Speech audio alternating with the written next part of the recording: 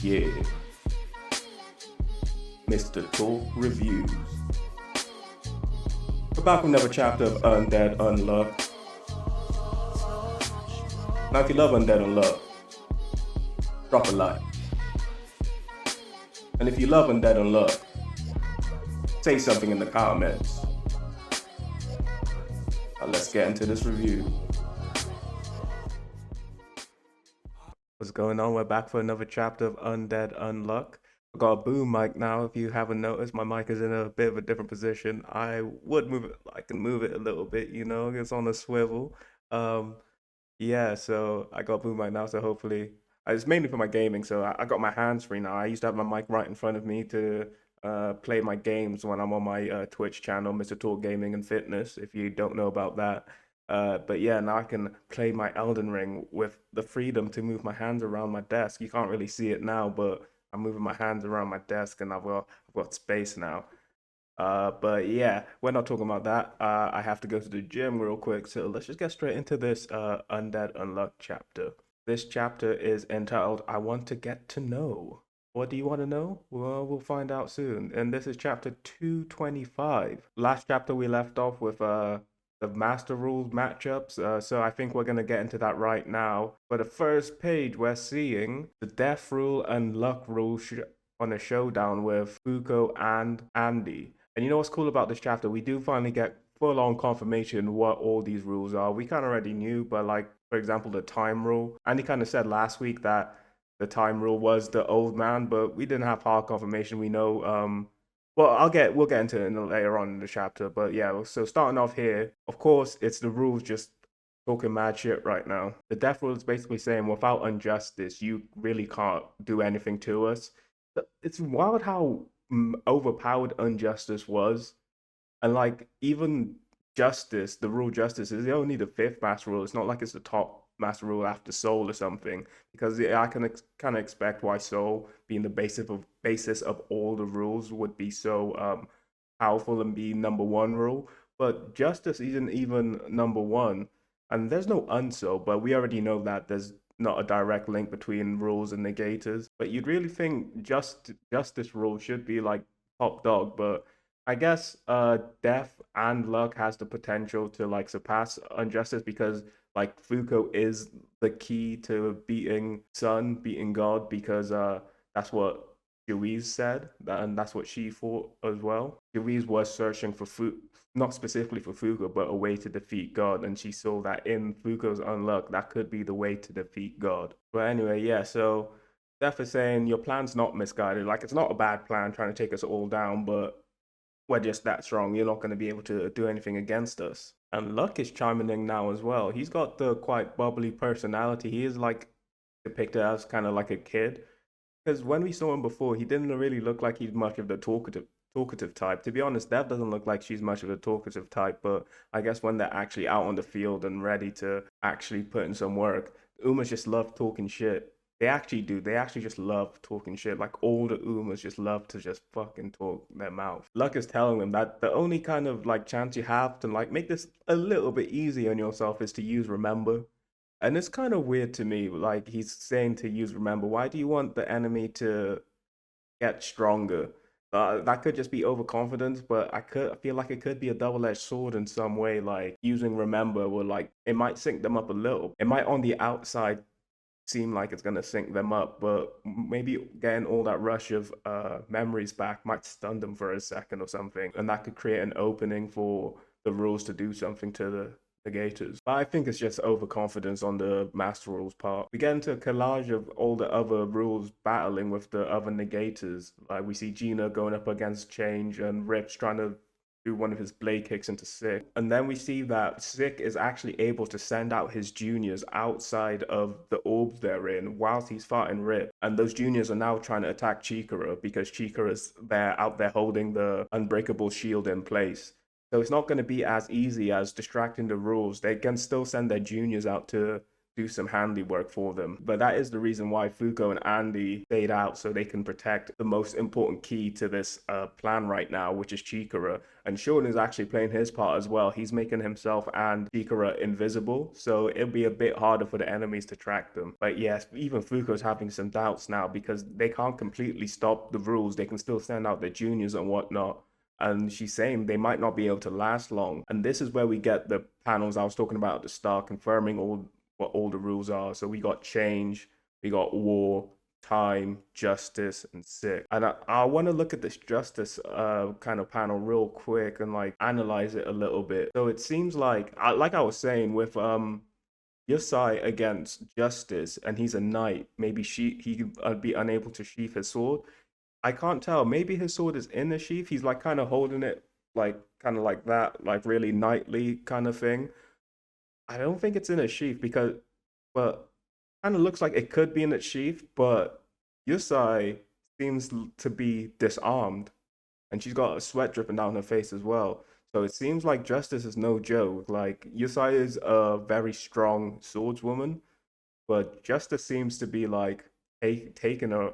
It's kind of like in Solo Leveling. What was the name? The Shadow Monarch Knight that I can't remember the main MC's name, but the MC was fighting. I'm feeling that kind of vibes from Justice right now. He's just like a super powerful knight. But yeah, it looks like even if his sword is still sheathed, it looks like he's still got the sword technique to best Yusai. It's gonna be a difficult battle. Now we're heading back to Fuuko and Andy versus Death and Luck, and they're quite interesting parallels of each other. Luck is riding on the back of Death right now, and she's got like a huge Grim Reaper scythe, which is fitting. She is the Death Rule. She is basically like the Green Reaper. She might be the Green Reaper of this world. Maybe like when you die in the Undead Unluck world, you actually meet Death, this rule, and she ushers you into the. Actually, we know that in Undead Unluck, all the souls are sent to a subspace. Maybe she's actually the one that ushers you to that subspace. Like she has that kind of duties at being the Death Rule. Going back to what I was saying, they are an interesting parallel pair. You see Luck on the back of Death and Andy being the one facing off against Death, whilst Fuuko is like not hiding behind his back, but supporting him from the back, I'd say. I wonder if Death and Luck do have like a really good relationship in the Master Rule, like hierarchy kind of thing, if they're like good friends. Kind of the same way Fuuko and Andy are, because they seem pretty friendly with each other. Like Luck is just riding on the back of Death, so I don't know. Maybe it's kind of like a nun taking care of a child, kind of like you'd see that relationship kind of working. But anyway, Death again is talking shit, saying you think children can beat your parents, and this is like interesting terminology to use. Children, parents. Does she just mean in the fact that the Death Rule exists first, like a rule exists first and then comes a negator?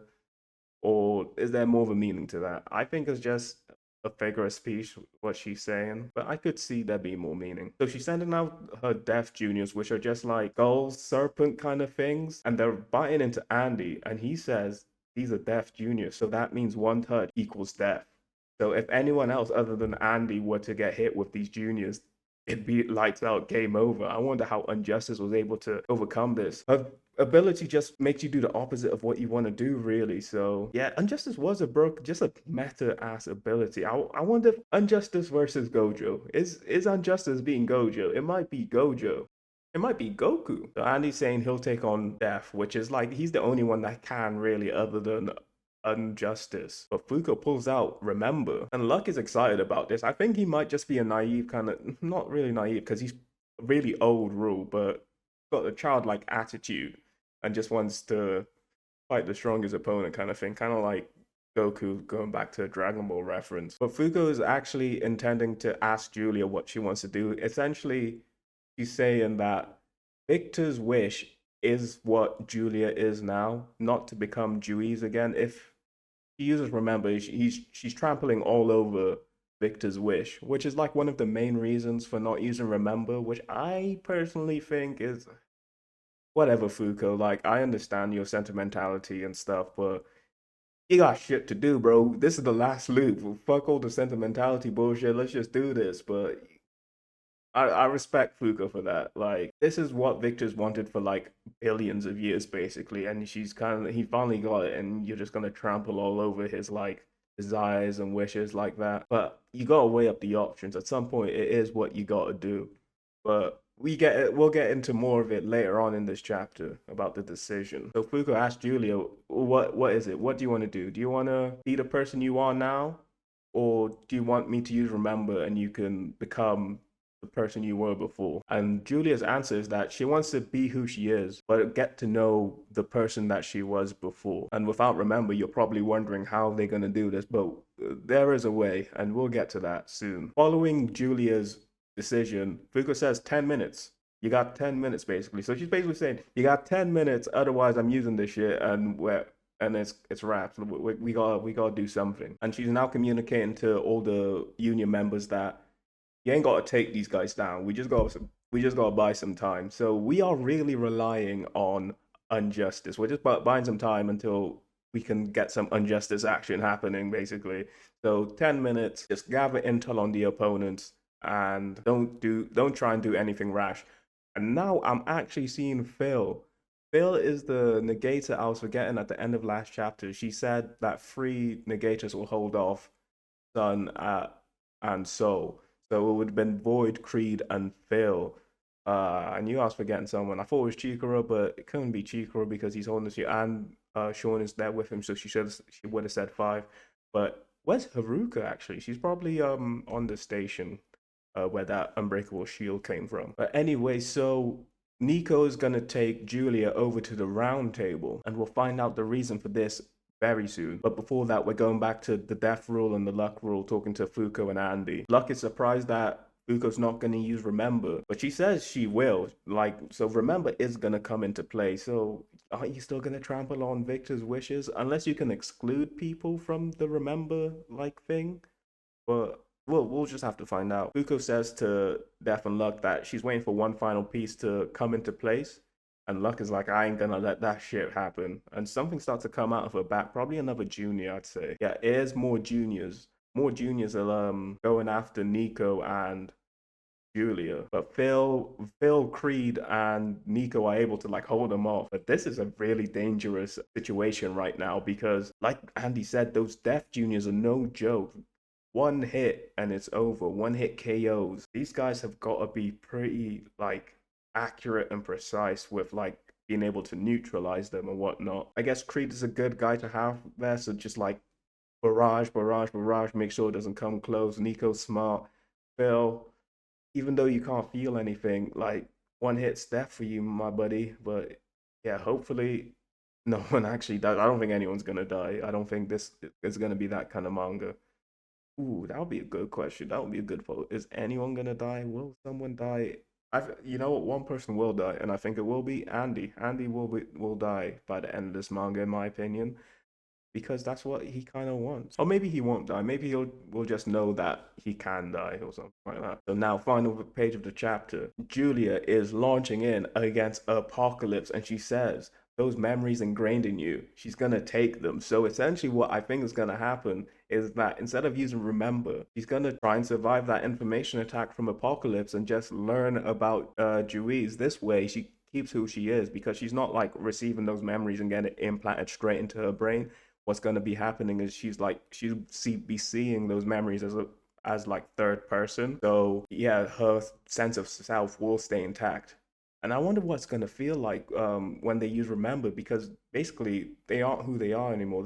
It's just a small part of them. They're just the memories they have in this loop is just a small part of their longer lifespan now. When would their personality change? If it's perfect replication of memories, would their personality change and everything? It's quite interesting when you actually think about it. It's kind of philosophical in that sense. Is your personality just all the same memories? I feel this is a deep philosophical question kind of thing. If you were to create another human, if you make a clone of yourself and implanted all the memories that you had perfectly into that clone, is that you? Kind of thing going on here. But we'll see the answer to the question in this universe soon when Fuuko used remember in 10 minutes, which in anime time is about 3 months. So find that out soon. But yeah, that is the end of the chapter. Like I said, I gotta go to the gym, so not much to talk about afterwards. Maybe I'll hit up a discussion video now that I got this boom mic, boom stand. Move it around. Yeah, yeah, yeah. The gameplay is gonna go insane.